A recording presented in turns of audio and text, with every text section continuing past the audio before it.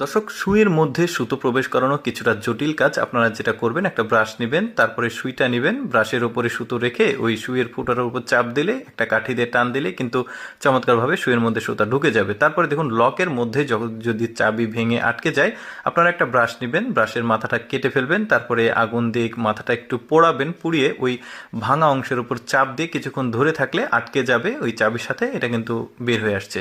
এরপরে দেখুন, এরা একটা বুদ্ধি করেছে, সেটা হচ্ছে কমলার জুস বানানোর জন্য। দেখতে পাচ্ছেন, বাচ্চারা কিন্তু কমলার জুস পছন্দ করে। আপনারা ঠিক এইভাবে বাঁশ দিয়ে বানিয়ে কিন্তু কমলার জুস খেতে পারবেন। এরপরে দেখুন, সিগারেটের ছাই একটা ওই টিস্যু পেপারের মধ্যে নিয়েছে, তারপরে ঘষা দিলে এটাতে আগুন জ্বলছে। ব্যাপারটা আপনারা অতটা সিরিয়াসলি নেবেন না, কারণ এর ভেতরে লাল একটা কিছু ছিল যেটা আমি বুঝতে পারিনি।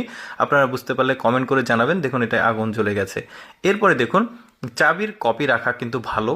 কোনো কারণে চাবি যদি হারিয়ে যায়, এরকম একটা মোমবাতি নিয়ে কালি করে নেবেন চাবিটা, তারপরে একটা টেপের উপরে চাপ দিয়ে ধরবেন। এই যে একটা ছাপ তৈরি হলো, এবার একটা প্লাস্টিকের উপর দিয়ে আপনারা ওই স্ট্রাকচার অনুযায়ী কেটে রাখবেন। দেখতে পাচ্ছেন, এখন কিন্তু লকটা খুলে গেল। এরপর দেখুন, বেসিনের যে পাইপ থাকে, ওই পাইপের মধ্যে অনেক সময় ময়লা জমে পানি কিন্তু বন্ধ হয়ে যায়। আপনারা যেটা করবেন, এরকম একটা ছোট্ট বাচ্চাদের বেলুন নেবেন, তারপরে বেলুনটাকে এভাবে কেটে এই যে বোতলটা এখন চাপ দিলে এই যে ময়লাগুলো বের হয়ে আসবে। এটা একটা রং দিয়ে ময়লাকে বোঝানো হয়েছে।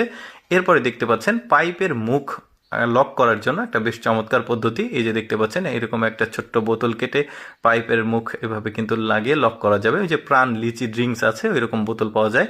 তো যাই হোক, টেপ কাটার জন্য কিন্তু একটু কঠিন হয়। তো এভাবে একটা ভাঁজ করে নিয়ে ভাঁজ করে নেবেন, তারপরে একটু জোরে করে টান দিলে কিন্তু টেপটা সুন্দরভাবে কেটে যাবে। এরপর দেখুন, মোবাইলের নিচে ওই যে সাউন্ড ক্যান্সেলেশন যে মাইকগুলো থাকে, ওইগুলোতে ময়লা জমে।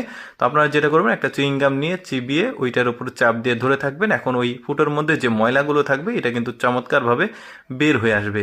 আরও কিছু টেকনিক দেখাবো, আপনারা পুরোপুরি ভিডিওটা দেখতে থাকুন। যেমন এইটা কিন্তু আবার ইলেকট্রিশিয়ান যারা আছে, কারেন্টের কাজ করে, তাদের জন্য দরকার হবে।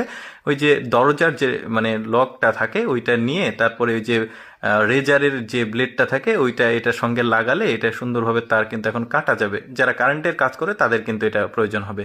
তারপরে দেখুন, চমৎকার একটা চেয়ার বানিয়েছে। কিছুই না, জাস্ট বাঁশকে মোয়ের মতো করে একটা সুন্দরভাবে স্ট্রাকচার করেছে। তারপরে দেখুন, বস্তা দিয়েছে, এখন কিন্তু এটাকে বসা যাবে। বেশ চমৎকার বুদ্ধি।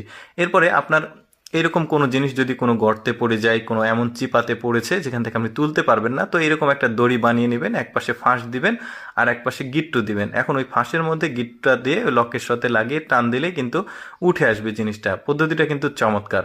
দর্শক, আমি সবসময় চেষ্টা করি আপনাদের সামনে প্রয়োজনীয় ভিডিওগুলো উপস্থাপন করার। এইরকম ভিডিও প্রতিদিন দেখতে আমাদের লেটস গো ফেসবুক পেজটি ফলো রাখতে পারেন। আর আজকের এই বুদ্ধির ভিডিওটি কেমন লাগলো অবশ্যই